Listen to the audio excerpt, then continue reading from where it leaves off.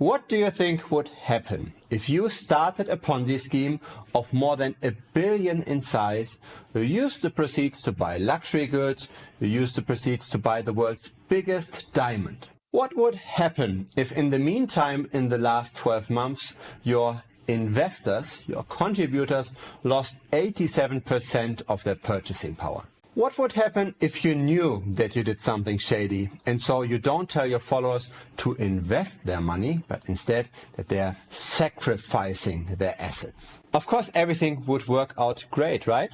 Wrong. Richard Heart and Hex got sued by the SEC. And the lawsuit is not just about offering an unregistered security. It's not just about evading securities laws. It's about fraud. It's about misappropriation of funds. The press release looks like a carbon copy of what Sam Bankman-Fried, the founder of FTX, is being charged with. So here we've got the litigation release. Richard J. Schuler, aka Richard Heart, misappropriating millions of dollars of investor funds from an unregistered crypto asset securities offering that raised more than $1 billion. We've also got a press release, and the SEC gets very clear here. The misappropriation was at least $12 million, and it was used to purchase the luxury goods, including sports cars, watches, and here it comes, the world's largest black diamond. So this is not speculation anymore. These are the results of the investigation by the SEC.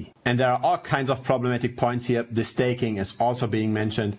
I will link this down below this video. Now I can already see the hexicans, the hex fanatics, to defend Richard Heart here. The SEC is suing left and right. Even Coinbase had been sued. This doesn't mean anything. Richard Heart doesn't reside in the US either. And things will play out fine, Hex will survive, so does Coinbase. But is that really true? The current Hex investors might be completely blinded and not take care.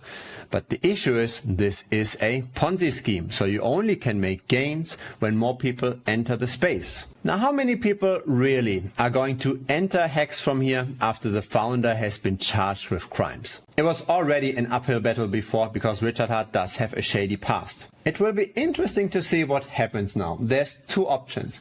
Either Richard Heart completely disappears with as much money as possible. He retires on an island, maybe sells some of his Louis Vuitton bags and forgets about everything. Alternatively, he continues having a social media presence and tries to defend himself. He might as well keep the show running for as long as possible, but then he's putting himself at risk because he could potentially get extradited to the US. The more content he continues to bring out, the easier it will be to find Richard Heart in the end. And this will likely not just stay an SEC allegation. This is more than likely also going to be followed by the Department of Justice. So here's the phenomenal performance in the last year of Hex. A loss of 86%, whereas Bitcoin went up by 80%. And the recent news pushed down the price by another 26%.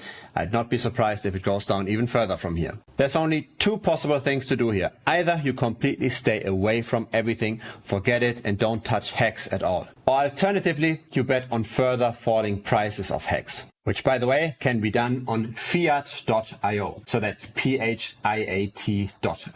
The only option you should not consider is to buy Hex. Now it's not just a Ponzi scheme, now it's a collapsing Ponzi scheme where the founder is getting chased by the police. Even if I tried, I couldn't imagine a crypto that's more toxic than Hex. Please stay away. Please don't burn your money with things like this. Instead, educate yourself and join the right communities. For example, the Bitcoin Strategy channel here on Telegram. If you've got Telegram, join us. I hang around there regularly, looking very much forward to chatting with you.